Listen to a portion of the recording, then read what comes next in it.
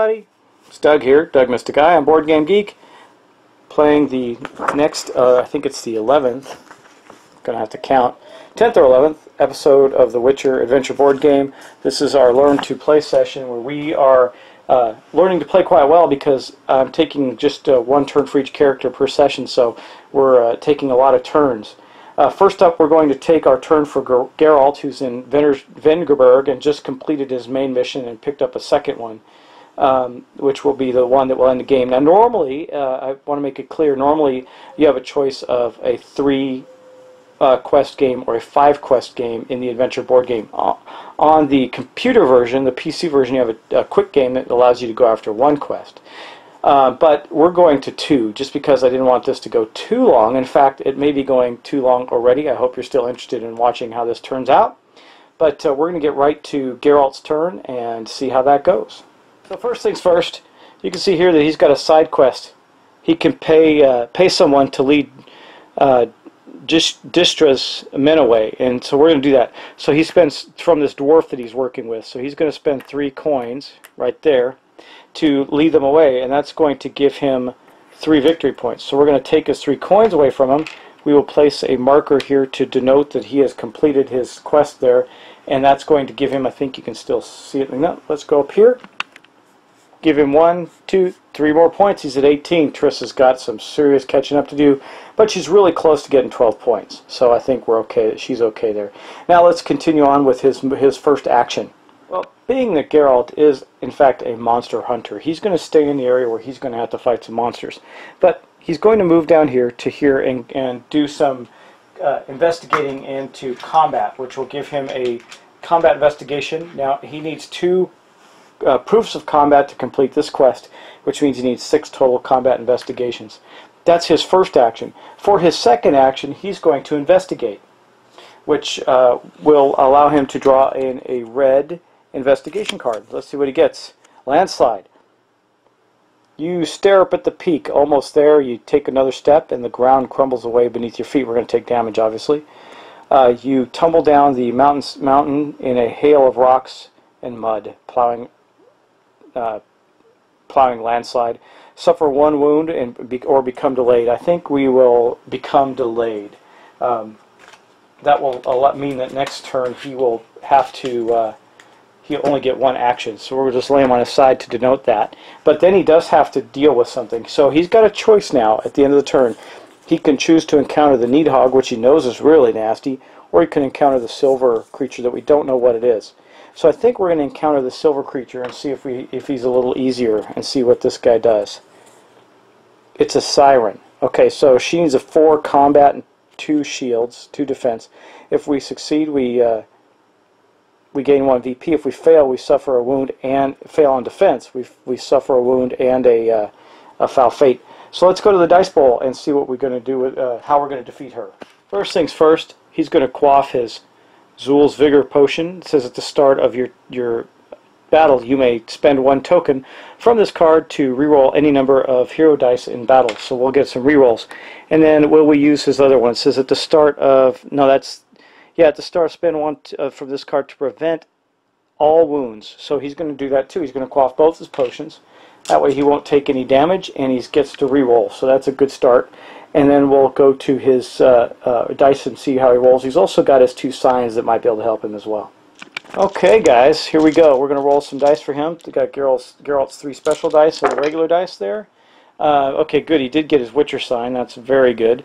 We got, man, we're just the Shield Kings right now. So right now he's failing at his attack. He does get the reroll, so I think we're going to reroll that one. He could only reroll his hero dice, so that's this one here. He can't reroll the regular dice. He also can do, I think he's going to do this since he got his Witcher sign.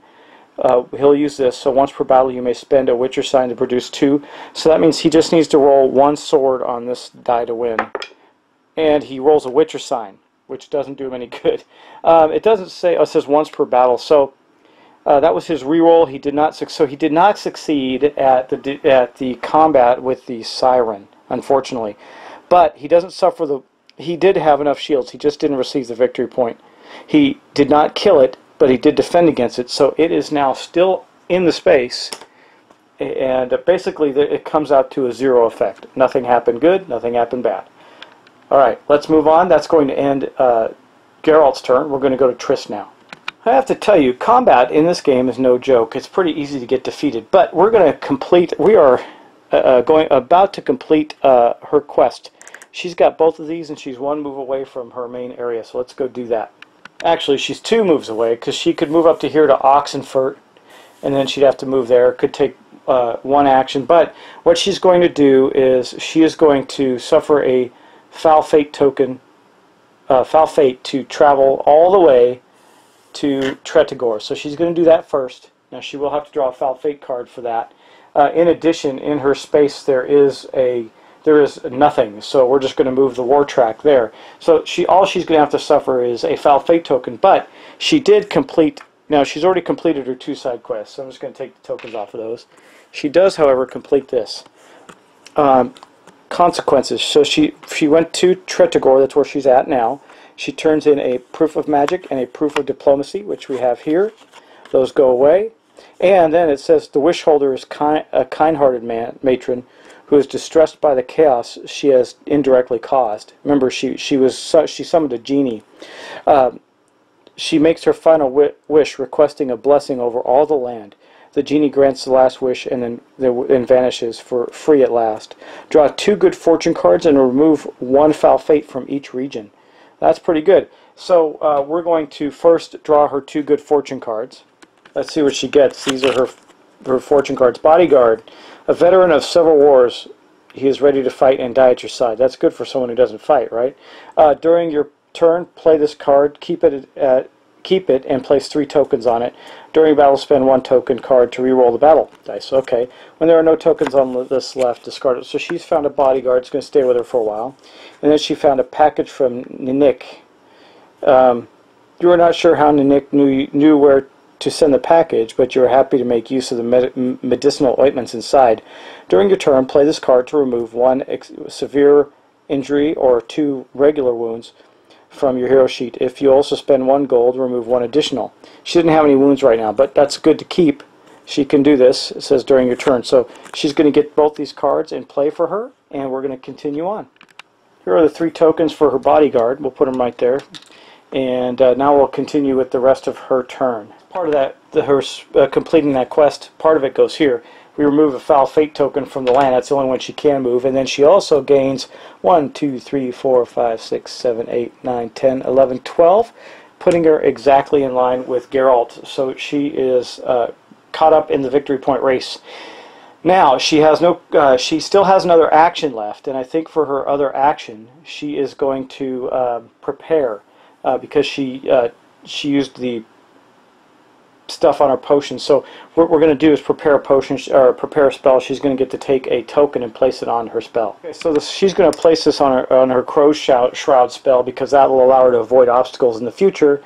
And then to end her turn, we're going to move the war track up 1, which will place a bronze creature in her region, and that's the let's see, that is way up here on the war track. I don't know if you can see it. Yeah, you can. Okay, way up here on the war track. Boom.